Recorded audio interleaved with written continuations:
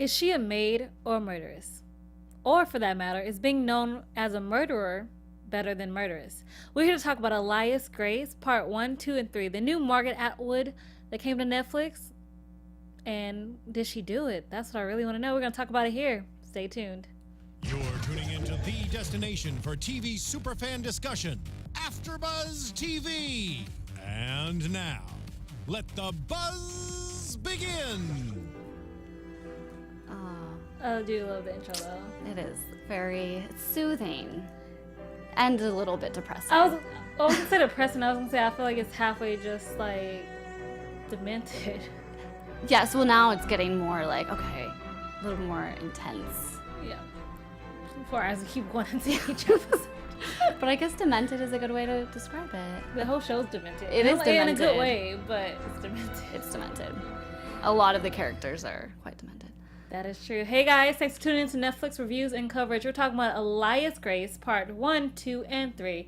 I'm your host, Chae Jones. You can find me at Real Chae Jones on Twitter and Instagram. And this lovely, amazing lady next to me is...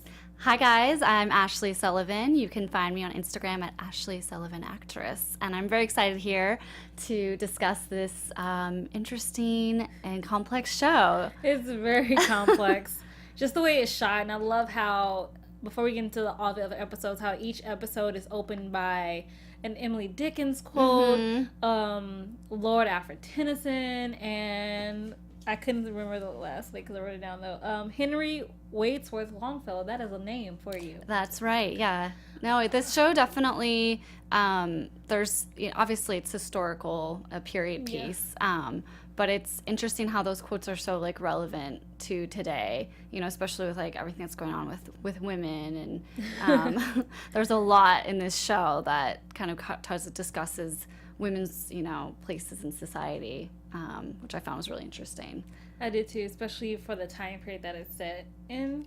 When it makes me happy that I was born in the 21st century. I will not lie. Yes. I mean, like, things are obviously coming a lot out, in the press, but it's not like it used to be, We've come a long way, but it's amazing. We still have a lot to go. Yes. However, but yeah, it's awesome. It is amazing, and I love that this show came out now because, again, it is just so relevant. In fact, I read something in Rolling Stone. This is one of the most relevant shows out there right now, and I couldn't agree more. Yeah, I agree with that. It's awesome. We're going to get to part 1, guys. So part 1, we first meet Grace Marks. Yes. And she narrates it, which I also find awesome. Her narration through everything, what's happening, even with the scenes that are really epic for me. Yeah. But she's in the Kingston Penitentiary. She's been a resident there for 15 years. That's right, for being, she says accused. We don't know the truth yet, but being accused of murder.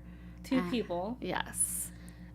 And she wasn't given the death sentence. Or she was given it, but then they took it back and gave her a life sentence. They pardoned her, yes. Yeah, but she spent a lot of time in the asylum. They show those scenes. They're, like, very disturbing. I mean, I can't even imagine an asylum back then. I mean, you get a bit of an idea. I can, but yeah. Yeah, I mean, unfortunately. But abused in every way possible. Yes.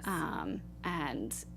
it's completely hardened her because as you see as she flashes back how she was such a pure, like, innocent girl. The things with most innocent things, once corrupted, it's hard to go back. Yeah, absolutely. Yeah, she's definitely been through terrible ordeals and she's just trying to survive every day. So she's doing light housework at the governor's house. And mostly she's just there as like a sideshow attraction. Yes. Let's be honest, she's basically a sideshow attraction for the ladies of society. That's right. To come to the house and watch her. No, I found that was so interesting. The ladies are, they're at their table surrounded by, books of images of her and having seances. Yeah, and gossiping, and she's just there, dusting, and that was very bizarre. I mean, I was a little bit almost confused in the beginning that was really why they had her there. But I mean, for the time, I could see, yeah. I guess it's entertaining. I mean, I guess it's their way of gossip or, something that's exciting. And she won't murder us. Yeah, or maybe there's like something about that like interests them, like they're living on the dangerous side. But we're really safe. We have two guards here, so we're safe. Yeah. If anything were to happen, yes. But then enters Dr. Jordan.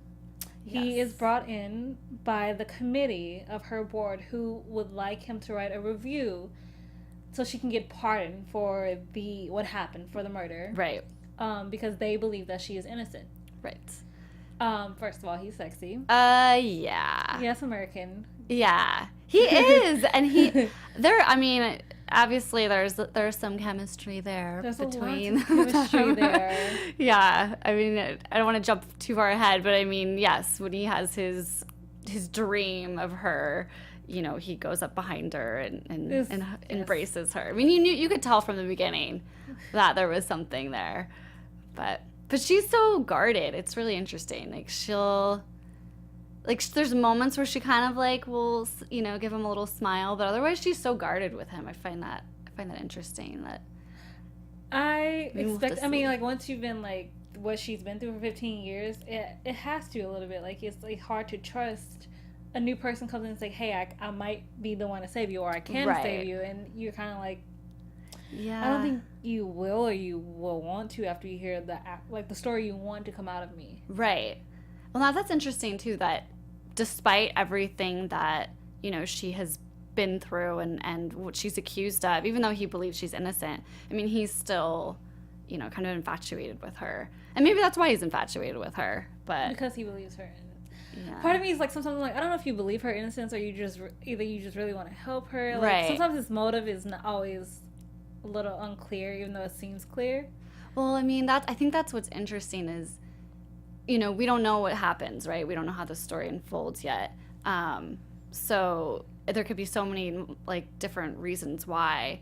But, like, in my head, all I can think is, like, maybe it was self-defense. But, you know, we'll have to... We'll get there. We'll get there. So he's brought in, and he's staying with Mrs. Humphrey and Mr. Humphrey. And he says that she'd be more comfortable if, you know, they did at the governor's house, away from the prison. Right. Because the prison's stupid. Well, and they're also like, they're just so mean to her, and I'm just like, either she bit you and that's why you're mean, that's just like either just really just how guys are back for that time period, and it's okay, I guess, if it is, but still it's not okay. No, I mean, I think it's just, well, they are taking advantage of the fact that they think she's crazy and that they can do whatever they want to her, because who's gonna listen to her? I mean, you know, sure, she's like, once she's been done for murder, you're kind of like...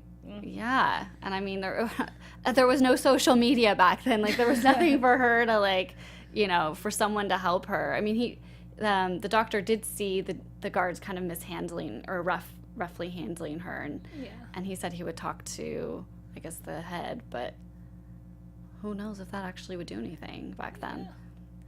True. So for this episode, you know, they come and she has her little flashbacks, and like she had a freak out because of a doctor before Dr. Jordan came, and he wanted to examine her with some strange piece of material, instrument head. Yeah, I would scream too. Yeah, that was during like when she had been in and out of the asylum. Looks like a lobotomy. Like they're trying to give her a lobotomy, basically. It almost looked like that. But yeah, I mean, I don't think. That's what you don't really know. Like, you don't know. They just flashed to her one moment of them putting the headpiece on, but you don't know. Or attempting to before she freaks out. Yeah. Because personally, no. Don't. I wouldn't even want that. Like, no. It was freaky. Well, because they show the headpiece going on her head, and then there's like a saw to the side. So yeah, I mean I don't believe she didn't have a lobotomy, but it looks like really, they're attempting to give her really one. Scary. If it looks, yeah. I mean, no one wants, because you just, again, I don't think she trusts anyone. You know, even if they're just gonna measure her head. I won't trust you either. Don't come with don't touch my head. Don't touch my head. Don't come with the little contraption that looks so like far out of his world. Yeah, I'm okay. No, Canada, I'm okay. It's also just funny that they're measuring her head over and over again. Just science is a little science. How can you tell something is wrong with me by measuring my head? I mean, unless you can like get into my head, you really don't know what's going on in there. I that time period, I'd have to see what the reason was exactly. Maybe they yeah, there's got to be a very good reason for that. What I found interesting is when Dr. Jordan asked her about the quote, the quote she was making. She said that a friend of hers said that a woman should have 3 quotes before marriage: the flower basket, the tree of paradise, and the Pandora's box. And just the symbolism of what a Pandora's box is in and of itself was intriguing. Yeah, no, there's like a lot of kind of foreshadowing in the show, throughout the show, and that definitely, I mean, Pandora's box, you know, sort of whatever happened on that farm with the 2 murders, like it created a whole ricochet effect of things happening. So yeah, I find that interesting as well. So she ends up telling us about her life, how it took them 8 weeks to come from Ireland. Oh my God, that voyage to Canada. And that she lost her mother, yes, which was sad. And she had 4 younger siblings. Dad was a drunk and an abusive drunk at that. Yes. And then even his wife's death didn't stop him when they landed in Canada officially. And then he attempted to almost sleep with his own daughter. Yeah. Can we talk about that for like 2 seconds? So really quick though, the voyage, what I found really interesting was when the mother died, and this old lady kind of suddenly was like by Grace's side, like, oh, your mother passed away, but there was no window to let her spirit out. Do you remember that? And they were worried it was going to get trapped. And then that comes up again later on in the 2nd episode. So I thought that was really interesting. What I found interesting was the 3 crows, like the things in 3s like mean death. Yes, yeah. See, again, there's so many sort of symbolic little pieces to this show. It's a puzzle. Yes, the puzzle we're trying to figure out. We meet Mary. Yes. Who was the name she gave during her confession. I'm just gonna say confession. Right. Witness statement. There it is. Witness statement in the courtroom. Right. And he wanted to know more about her. And Mary's a feisty little, Canadian. She was all for the rebellion. That's right. She was all for the farmers. Yeah. And so full of life. Yes. And that was really awesome. Well, it was great because we see Grace sort of being kicked out of the house. Of the house, and her youngest sibling being now to take care of. The even younger ones, yeah. But yeah, so she's kicked out of her own home with her dad and her siblings, and then she's sent to this home where she meets Mary. And Mary's sort of this light of the house and becomes the light of Grace's life, and they become so close. But yeah, their dynamic was like, their chemistry was really lovely. They were such good friends. They were. I wrote something down that Mary said to Grace, I thought was amazing. It was like, the difference between ignorant and stupid is that ignorant can learn. Which is super true. Interesting. It was just the way she said it, and I was like, yeah, this is worth writing down right now, because that statement itself in that time of what it was, yes. Well, what's interesting is Grace is so much more naive and ignorant in a lot of ways. There's just a lot for her to learn. She's in this new country, and Mary has all this sort of experience and knowledge, and she seems, I think they're the same age, but Mary seems so much more wise, which I found was interesting, because different people have their different experience between different peoples. Yeah. And obviously Mary's more street smart, right? And street smart can always beat a lot of things. And I think that's interesting, because we don't really get a huge background on Grace living in Ireland. So just that they had to leave very abruptly. Yeah. But Grace is sort of the wide-eyed, she doesn't know much, and Mary kind of gets her caught up on everything, which I thought was great, because then it was what happens, what develops in the 2nd episode. Speaking of the 2nd episode, we're going to segue right over into that. And, we meet Jeremiah, who's also played by Zachary Levi, which I was like, yay. He's a very interesting character. He's a tradesman that just floats through town selling things. Yeah, and apparently he has psychicness of palm reading. That's right. Yes, he what does he say? He looks at Grace's hand and is like, you're gonna have like a very hard yes path, right? But at the end, you'll be okay. It'll all be well, right? Well, so and the funny thing about Jeremiah was the whole section where they're doing the apple peeling, and before Grace has met Jeremiah, Mary's. They do the apple peel, they throw it behind them, and then they get the J, and Mary thinks it's going to be Jeremiah is going to be Grace's husband. Which it reminded me of the Charmed episode they did with the Halloween, but it was like in water. They did it instead of like throwing it over their shoulder. I had never heard of that I know, like not to Charmed. I was like, that's a real thing. I guess so. But like, did you notice that it took Mary three tries and she didn't do it? Yeah. And like I said, the rule of threes for the show just seems to like, be one of the essences. That's right. Yes, another okay, so you can kind of start to piece things together. Like when I saw that, I thought, okay, well, that's obviously not going to end well for Mary.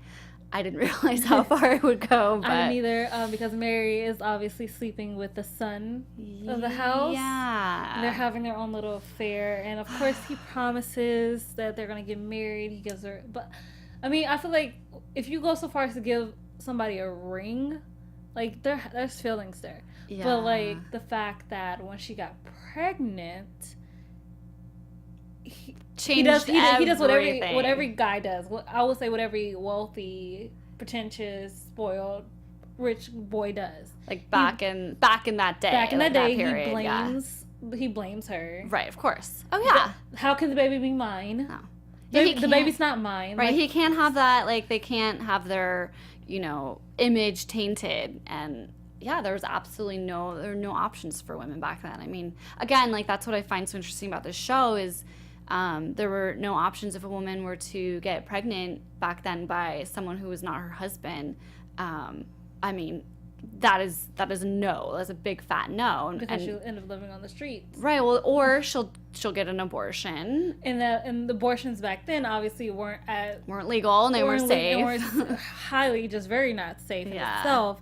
And then, but obviously she has no choice. And Grace, being a great friend, gives her all of her saved wages for the operation. Right. And they go back, and they're like, she's like, I will be okay. Just give me a day. The pain will subside. And then she doesn't. And she doesn't. Mary dies. Right. From the blood loss, mostly. Yeah. Because of blood loss. Yeah. Because when you have not sterile tools opening you up and cutting out another human being. Well, absolutely, yeah. I mean, even just childbirth back then, it was such a high death rate. Yeah. And so then obviously, abortion was very risky. But as the show was saying, and she was saying, she literally had two options. It was to, have that baby and, maybe end up dying, or try to get rid of the baby and then she still ends up dying. She knew her going into it. Either way, that she had a very but that's what I was gonna say is that that's why I find the show so fascinating, because again, it's like they're around the country that's becoming harder and harder, like abortion. So it's like the things that were being experienced in the late 1800s. People are having to, if their state doesn't offer that, they're going to do it somewhere, like back alley. And that's not safe either. Yeah. Which is, what the whole thing with abortion is, I'm not for abortion, but it's also not my choice because it's not my body. So as a government, you should have no right to tell a woman what she can and cannot do with her own body because you don't have to live in it. Right. Yeah. I think, regardless, it's obviously something that can be a total, health hazard or life hazard, so... But yeah, I thought that was really interesting how that's so relevant today. The show has a lot of that. It has a lot of relevance. And before Mary's death, obviously Grace experiences being a woman. Oh yes, in the cutest way. Because let me ask you a question. When you first got your period, what was your reaction? I think I was really excited because I was probably one of my last friends or like in my group of friends to get it. So I remember being really excited, and I know I like ran and told my mom. I was like, yeah. But if you don't know what that is, like if you have never heard of like the women get menstrual cycle, yeah, I would freak out too. Like, what's happening? But yeah, no, I didn't have that reaction. What was your reaction? I wish I could remember. That's what's super funny. Oh. I can remember the month I got it, and I remember how old I was. Yes, it was in May. And I remember how old I was, 12 when it happened. And I really wish I could remember my reaction. I want to say I was kind of cool about it. Just like, oh, Mom, we kind of have to go shopping for me. Like, I need pads. Like, I need them now. Like, they're necessary. Right. No, I feel like I was proud and I was excited. I was. I thought it was like maybe I'm too young to get like my period. Like I thought I was super young. Like I think 12. Oh yeah. I think 12 is like really young to get a period. But like okay, yeah. I don't know. I was an early bloomer. I don't know like how other girls what ages they get theirs. Well, I mean, I feel like Grace was like 14, I guess. 14. I was like 14, 15, definitely. But that seems older. I was like that's like very late bloomer. Yeah. But I mean, personally, good job that you last that long. That's right. Good for you. You don't have to a couple years less. Right? Yeah. No. And like how they stitched like the pads into the petticoat. Oh God. Just that thought process of watching it back that time, I was just like, whoa, you guys had such a harder time than I would ever think of. I know, we really take things for granted these days. I mean, yeah, that looks really uncomfortable. Thank God. So I get into it. Yep, nope. I'm good. But you know, she discovers that Mary like tells her how she's gonna be such a great beauty. Mm-hmm. Like, why can't women do that anymore? I'm sorry, just like I have great friends. But I'm just like growing up as a kid, and you're 14, 15, 16. Instead of girls tearing each other down, yeah, we should be uplifting each other. I like agree. Seriously, I agree. You're beautiful. You're gonna be beautiful. Right. Just watch out for men. Like, just honest advice that it's seriously just about uplifting each other and sticking together, because Mary was seriously right. Yeah. Men are going to want to take advantage of that. That's right. Well, and then look what happens. Yeah, no, I think, I mean, Mary and Grace's relationship, it's almost like they're sisters, and they're all they have, you know? That's all they have. So when Mary dies, it's so devastating for Grace, which makes sense as to why she goes to the house. Yeah. To the next. She faints. You know, for like after she died, she faints, mm-hmm. and then she's like, "Where is Grace?" Like it's almost like an out of body experience. Oh yeah, that was really strange. So she blacked out, and like maybe that was Mary's soul for a second. Maybe that's what I'm really interested. I'm trying to figure out if it was Mary's soul coming through Grace, trying to figure out what Grace is. Right. Because she like not knowing that she's gone anymore. That's right. And remember that was the whole thing about the spirit not being let out because the windows weren't open. So just as like when her mother passed away on the ship, there were no windows for the soul to escape, and then the same with her spirit, and the same with when Mary died, that the windows were closed and Grace was freaking out that she was trapped in that room. And then George apologizes. And then tries to sneak into her room. He apologizes / like harasses her. Basically, and I'm just like, why? You got what you wanted. You don't have a child. Now you don't have a mistress. Well, didn't she lock him out? She locked because her door. I feel like he wanted to threaten her to not tell the head of the house that it was him that impregnated Mary. Because remember, the head of the house was trying to figure out like who got Mary pregnant. No, her mom knew. As soon as Grace said that, she knew you wouldn't approve. The only reason you wouldn't approve if it was your son. And the only person that is home right now is your son. But I guess they just didn't want his name to be released. Yeah. And basically like almost blackmail-ish kind of like, if you swear on this Bible now, I will increase your wage. And if you decide to leave the house, I will also give you a reference for your future employer. I'm looking at this woman like, okay. And then enters Nancy, who's having lunch with played by Anna Paquin. Yes. And then she's a housekeeper, who has fine taste. Yeah, fine taste, and she just has money to spend on these really nice clothes and earrings and Yeah, we'll get to that in a second. And you know, she lures Grace away. Yes, with her charm, which I find really irritating. And let's talk about the price. How much she makes? She makes $2 a month. $2 a month, but now $3. Now $3 a month, but I totally understand the time, right? Right. However, the things I want to say about that price. $2 a month, yeah, I'm. Bitch, what you talking about? Clearly, it's enough for them to, like, I don't know, maybe once a month go get a few things that they need. I mean, yeah, you can't do much with that even back then. I know, especially even as a maid. And, you know, she sold Mary's the ring that Greg gave her for her funeral. Right. Yeah, that's right. Which was interesting that she had to pay that much. But I don't know. I don't know how much I don't know how much coins that was anyway. Yeah. It was a lot of coins. She gave them all. That's right. Okay, part 3. Part 3. Nancy. So she makes her way to the hill where her new employer, Mr. Knar, lives. And she's on a trip with the very drunk... Just a drunk. Just a jerk. And just ass, even for that time period. Yeah. And he mistakes her for a whore. Yeah. Which I'm thinking... Does he mistake her? I feel like he just... I mean... well, okay. A little bit of both, maybe. Maybe a little bit of both. Like, he's just being a jerk. He's basically just being a jerk. Yeah. But, you know, she's like, this is not a... He's like, this is not a lady. She's a whore. Right, yes. I would have been like, how young does she look to you, first of all, sir? And second of all... See, if she was a whore, she probably wouldn't have to travel so far.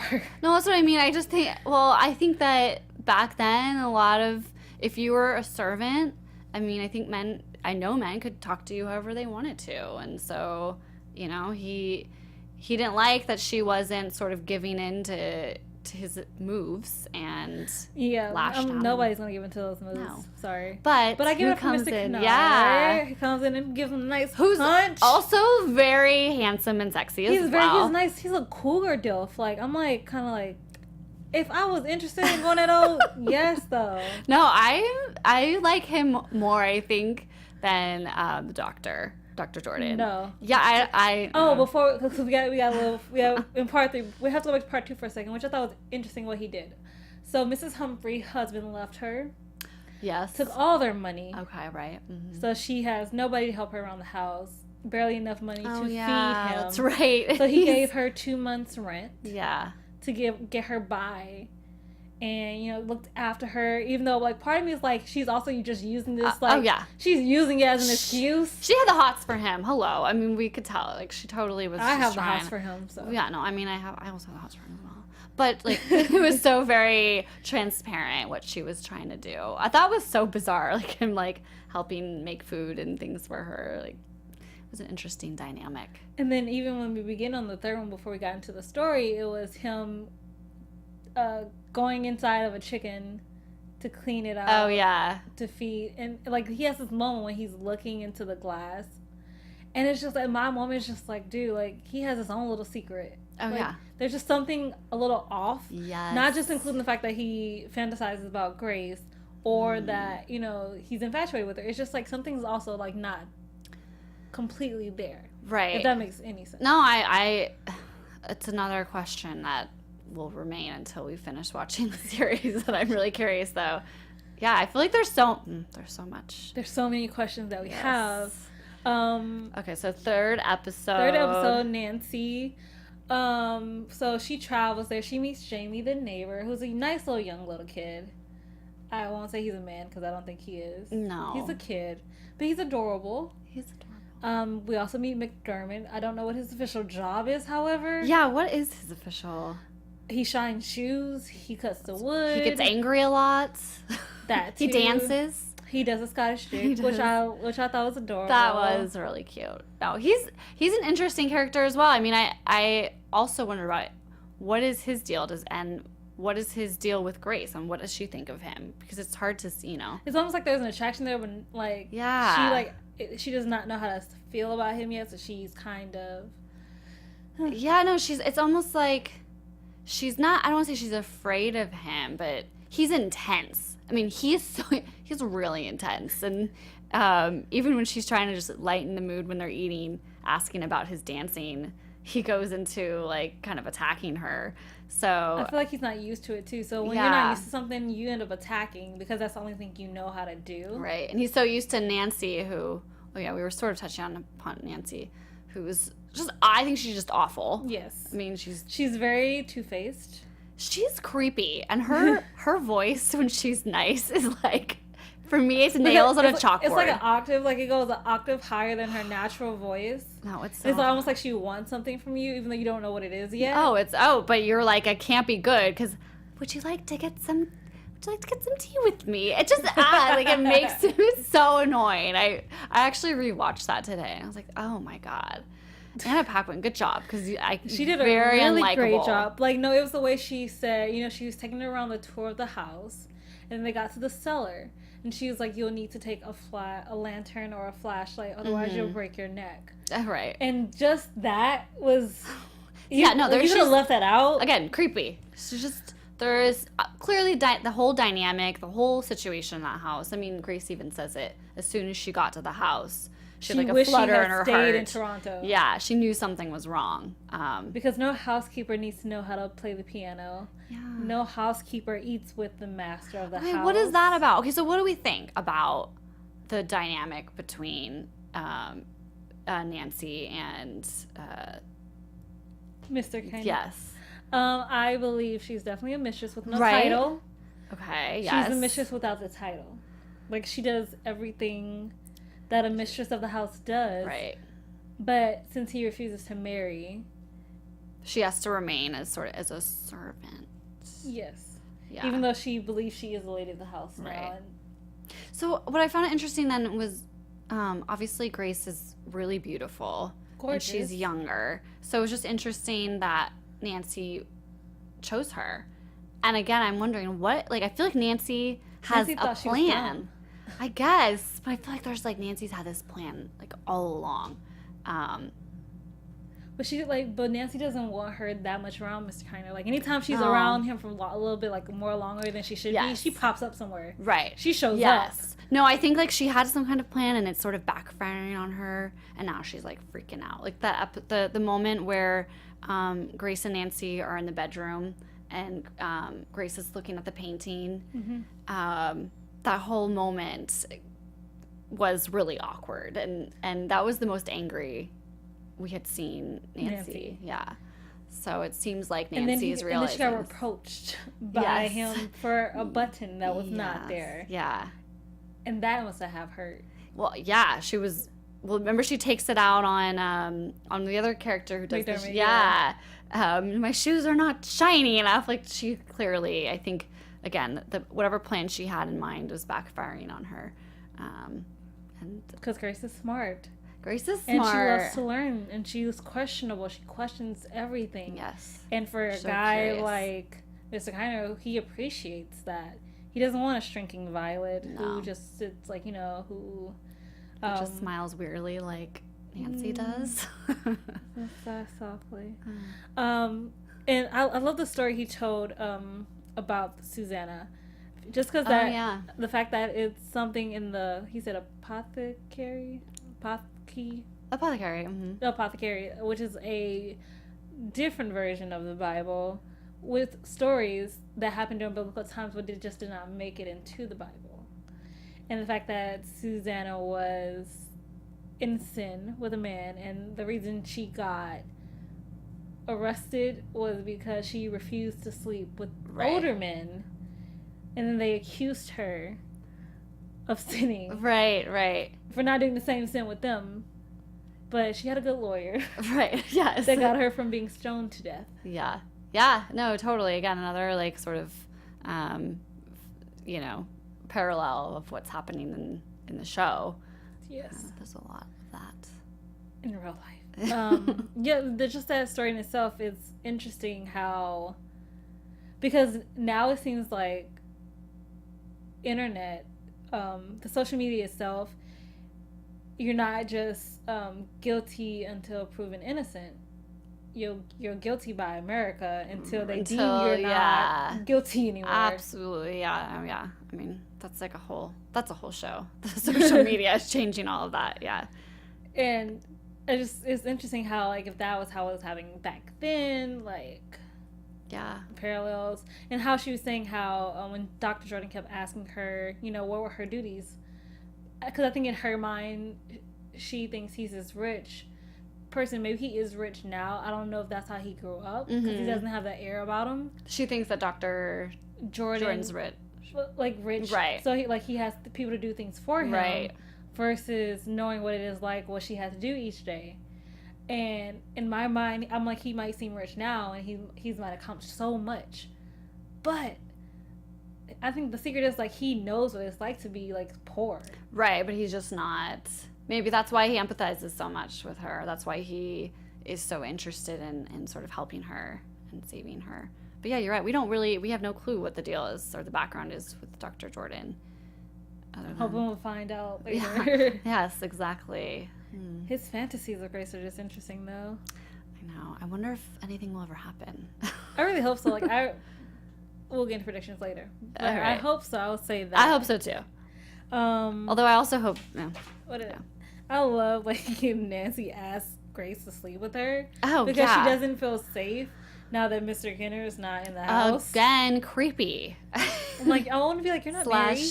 / what are you up to, Nancy? You want to sleep with Grace? Like you want, like, is this gonna? I feel like I don't want to get into like predictions, but it just seems like she's trying to trap Grace, and something bad's gonna happen to Grace. Yeah, I definitely like. She's now, like, now that her plan's not working the way she wanted it to, she has now a new plan, and that is to get rid of Grace. Right. Because even Grace states that she didn't know that after 6 months in the house, she'd be the only person that survived. That's right. Yes. Which is really morbid. Yeah. And also, what happens in 6 months? Like, yeah. Inquiring minds wants to know. Yeah. I can't.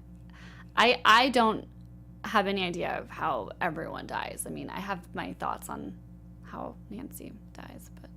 Well, I don't know how she died before, but she definitely got thrown down some stairs. Yeah, or like, why or who.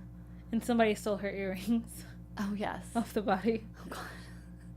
Well, you gotta do what you gotta do in those times, I guess. I guess. I mean, you're not using them, right? You're just gonna sell them, right?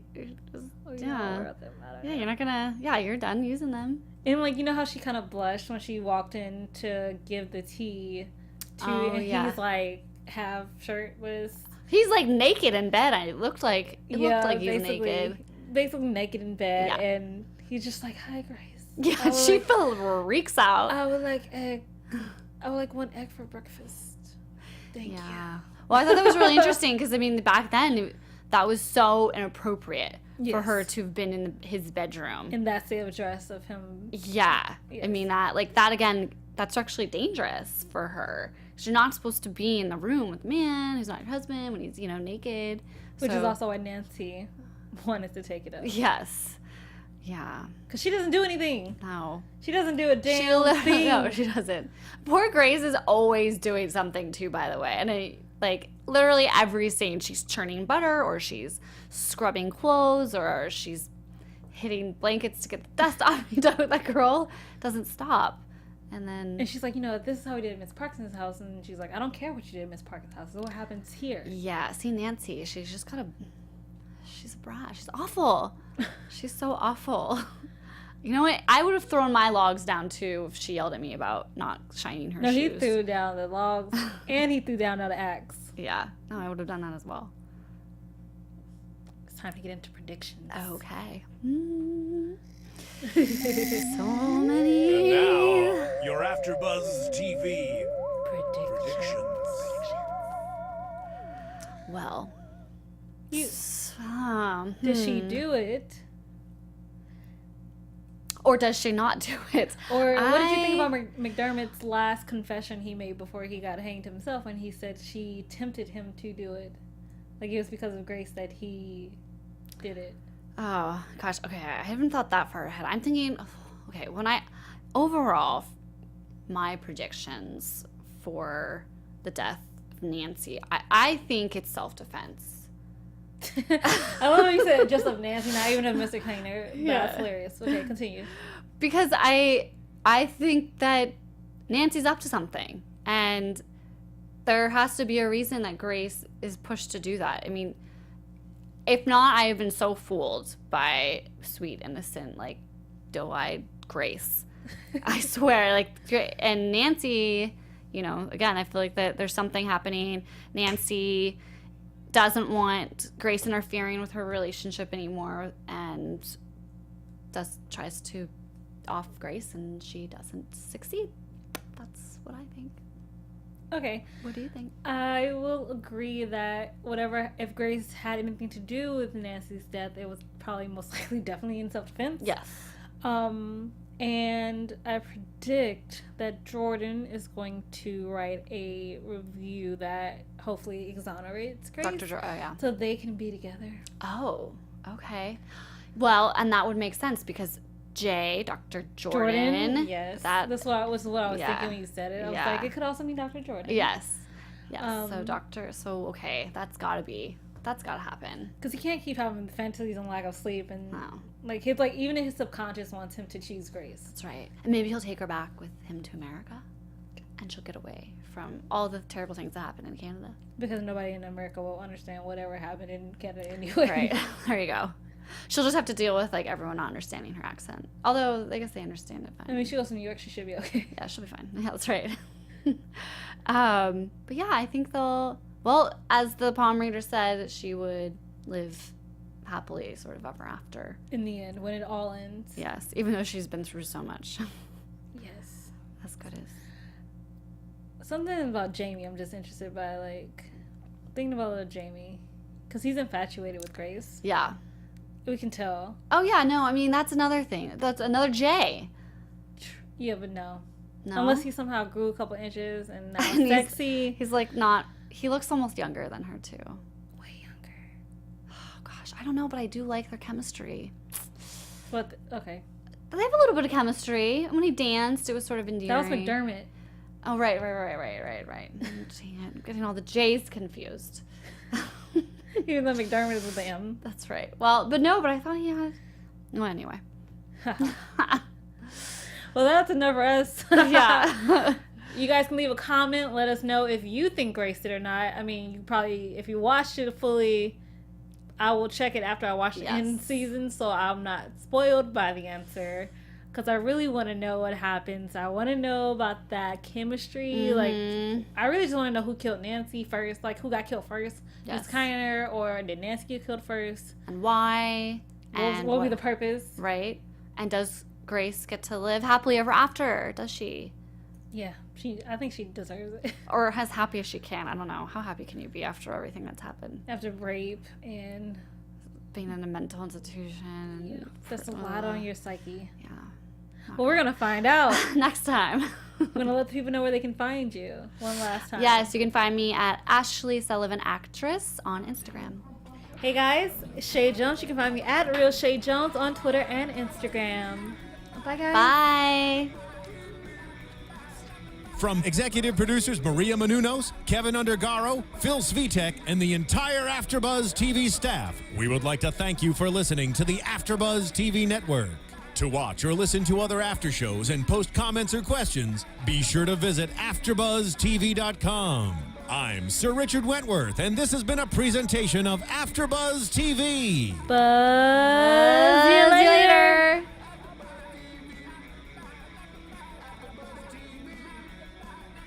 The views expressed herein are those of the hosts only and do not necessarily reflect the views of AfterBuzz TV or its owners or principals.